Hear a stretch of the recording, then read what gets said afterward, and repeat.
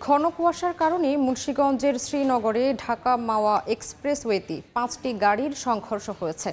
এতে অন্তত 20 জন আহত হন। দুর্ঘটনার কারণে ঢাকামুখী লেনে সৃষ্টি হয় যানজট। পরে ক্ষতিগ্রস্ত 3টি যান সরিয়ে নেওয়ার পর স্বাভাবিক হয় যান চলাচল। নাসির উদ্দিন উজ্জ্বলের রিপোর্ট, ছবি তুলেছেন আবু সাইদ। ঢাকা মাওয়া এক্সপ্রেসওয়েতে আবারও দুর্ঘটনা।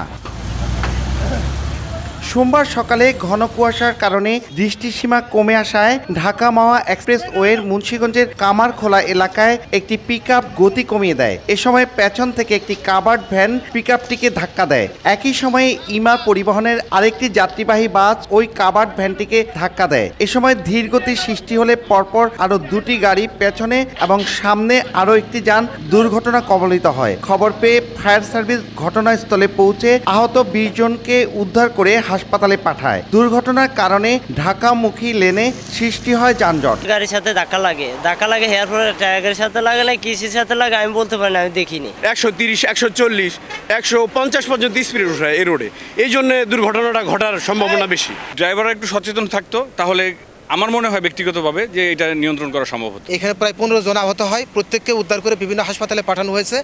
আপাতত যান চলাচল স্বাভাবিক আছে, এখন কোনো সমস্যা নেই। চালকদের অসচেতনতার কারণেই এই দুর্ঘটনা বলছে হাইওয়ে পুলিশ। ভোরবেলা প্রচণ্ড আকারে কুয়াশা ছিল, সামনে কিছুই দেখা যাচ্ছিল না। এই যে ছোট একটা পিকআপ, এই পিকআপের পিছনে প্রথমে একটা কাভার্ড ভ্যান মেরে দেয়। কাভার্ড ভ্যান মেরে দেওয়ার পরে ইমাদ পরিবহন এসে মেরে দেয়।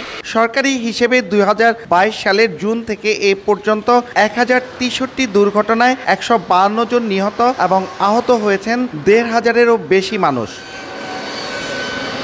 ঘন কুয়াশার কারণে একটি যানের পিছনে আরেকটি যানের ধাক্কা, 6টি যান দুর্ঘটনা কবলিত হলে এই ঢাকামুখী লেনে সোয়া ঘন্টা ধরে যানবাহন চলাচল বিঘ্নিত হয়।